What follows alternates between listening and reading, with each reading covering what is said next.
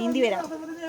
ഞാനാണ് ഇവരോട് പറയുകയും ചെയ്തു, ഞാനൊരു പ്രോ സിമ്മറാണെന്ന് എന്നോട് പറഞ്ഞില്ല. കുളമുള്ള ഇതെന്താ തടാകോ? ഈ കപ്പൽ ആടി ഉലയുകയാണ്, പക്ഷേ അത് നിങ്ങളുടെ ദുസ്വപ്നമാണ്. ഈ കപ്പൽ ആടി ഉലയുകയില്ല സാർ, ഇതിനൊരു കപ്പിത്താനുണ്ട്.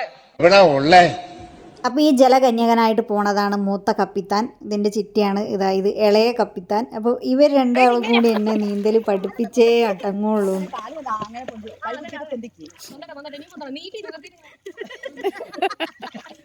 ഈ കുളത്തിലെ മറ്റൊരാകർഷണം പ്രകൃതി രമണീയമായ നാച്ചുറൽ ഫിഷ് സ്പായാണ്.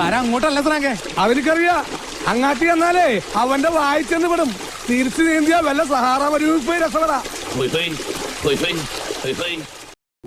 ഗൈസ്, അങ്ങനെ ഞാൻ നീന്തൽ പഠിച്ചു ഗൈസ്. അതെ, ട്യൂബിന്റെ ഓളത്തിൽ